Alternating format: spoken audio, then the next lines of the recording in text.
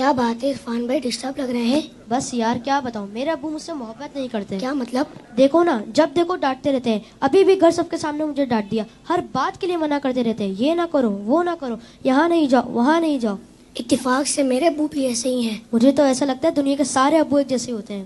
صحیح کہہ رہے ہیں آپ، نہ کہیں گھومنے لے کر جاتے ہیں اور نہ ہی کوئی میری فرمائش پوری کرتے ہیں۔ صرف سنڈے کے سنڈے دیکھنے کو ملتے ہیں، ورنہ صبح جاتے ہیں اور رات کو ہمارے سونے کے بعد آتے ہیں۔ دوسرے بچوں کے پاپا انہیں مہنگے مہنگے کھلونے اور چیزیں دلاتے ہیں، میرے ابو تو بس مجھے امید ہی دیتے رہتے ہیں۔ جی ہاں، آپ نے بالکل صحیح کہا، دنیا کے سارے ابو ایک جیسے ہی ہوتے ہیں۔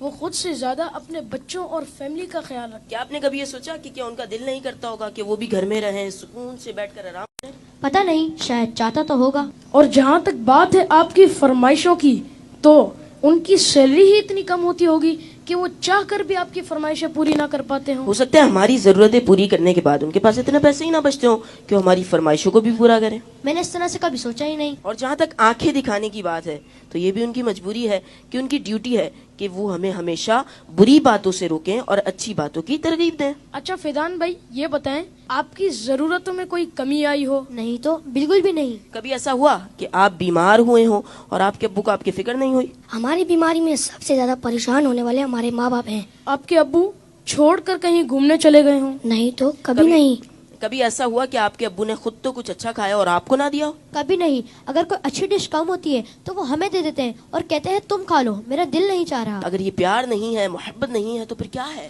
ماں اور باپ دونوں ہی محبت کرتے ہیں، لیکن ماں کی محبت نظر آ جاتی ہے اور باپ کی محبت کو محسوس کرنا پڑتا ہے۔ میں کتنا غلط سوچ رہا تھا اپنے ابو کے بارے میں۔ لو یو ابو۔ Love you very much. باپ باپ ہی ہوتا ہے۔ باپ ایک سایہ دار درخت ہوتا ہے۔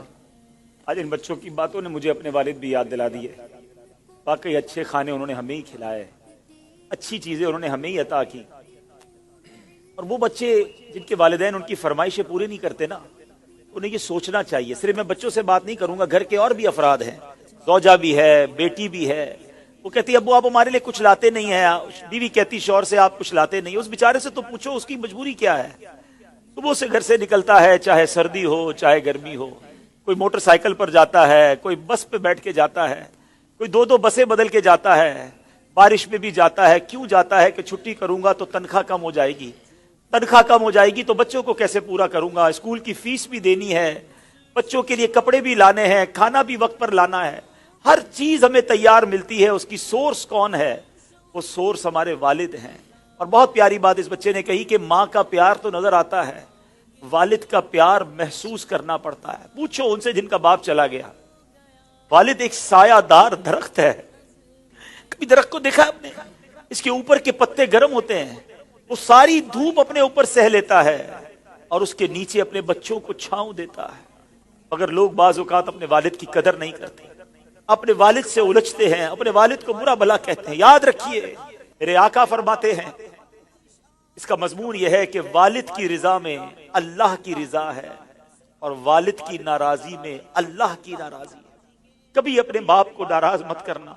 اگر وہ بوڑھے ہو گئے ہیں تو اب تمہاری باری آئی ہے، ان کی خدمت کرو، انہیں یہ احساس دلاؤ کہ اب میری باری ہے آپ کی خدمت کرنے کی۔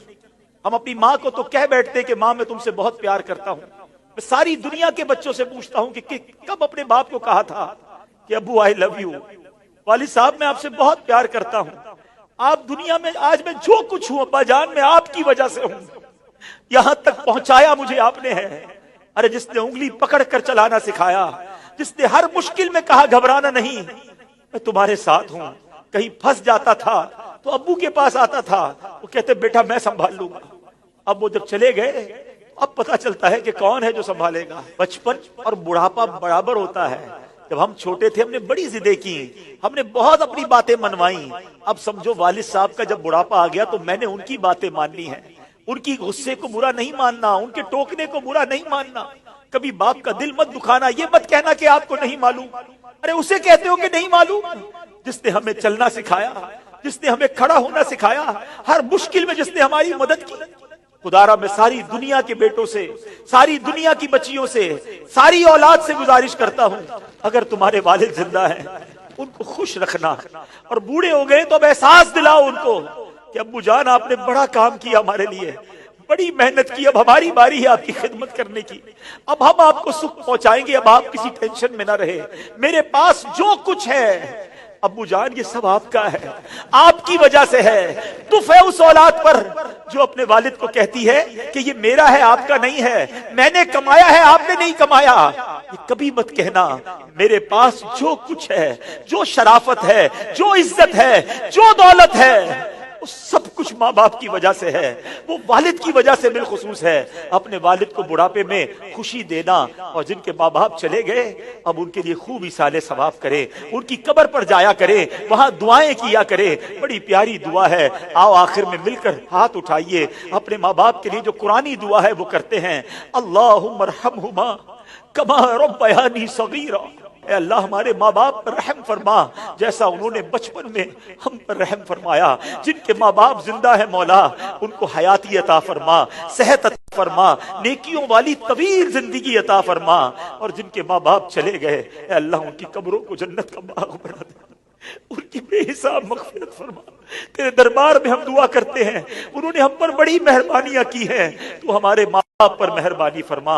आमीन बिजाहिद नबील अमीन सल्लल्लाहु तआला अलैहि वसल्लम। मैं इन बच्चों का शुक्रिया अदा करता हूँ। उम्मीद है कि आज आपके इस सेगमेंट की वजह से कई बेटे अपने माँ बाप बिलखुसूस वालिद के करीब हो जाएंगे। अगर किसी ने बाप का दिल दुखाया है आज ही जाके माफी मांग लो, उनके पैर पकड़ लो, क्योंकि वालिद राजी तो रब राजी, वालिद नाराज तो रब नाराज। जन्नत में मुस्तफा के सहाबा जहां रहे